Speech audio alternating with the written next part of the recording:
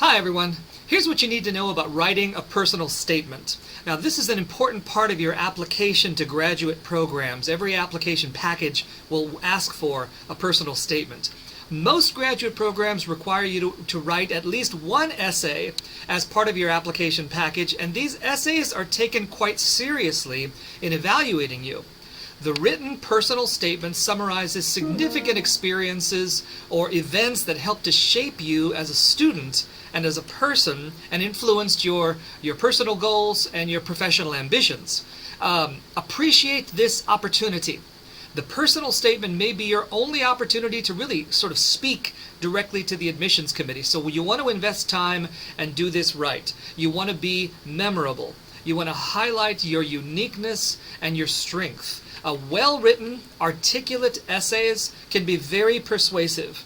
And conversely, poorly thought out, badly written essays can be very damaging to your overall application. Now, a selection committee uses the personal statement in several ways. They want to learn about why you're interested in graduate school. They want to determine how well your interests fit with their graduate program. They want to, of course, assess your writing ability.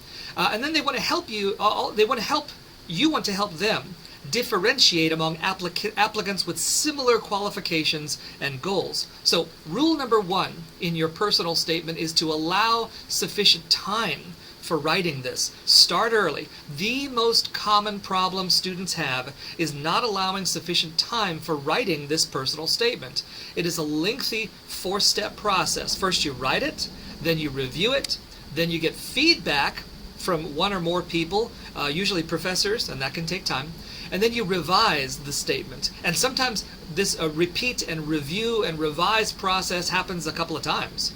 Do get feedback from at least one or two people with good writing skills who can help you with style and grammar and spelling like that. A psychology professor certainly can assist you with content and tone in your writing. So you must start early to allow ample time to write, revise, edit, and proofread, and write as many drafts as necessary. Plan ahead, start early for the time that this is going to take.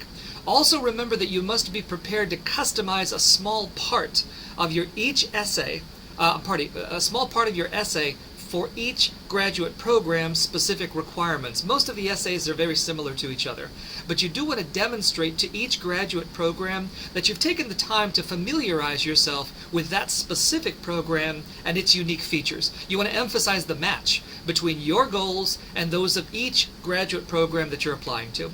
Second big issue that you need to know, remember the personal statement is the place to address any weaknesses in your overall application package. Again, the personal statement is the only place in your entire application where you sort of speak to the admissions committee members. So, if needed, you want to insert just one, carefully worded paragraph addressing any weaknesses in your overall application package, like a low GPA or a low GRE score, maybe you have very little research experience, or whatever you may have.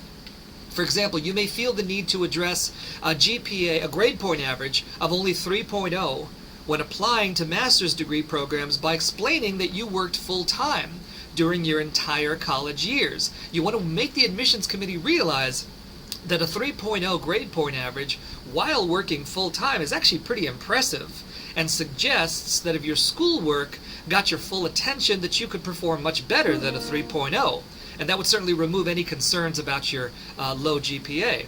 Of course, like the rest of the personal statement, any discussion of weaknesses needs to be carefully crafted, carefully written, reviewed, get feedback on it, revise the language. You don't want to sound apologetic or like you're begging for their forgiveness. Just sound like one professional explaining your situation to another professional. Lastly, do not write in your personal statement about personal issues, past personal problems, or struggles in your life.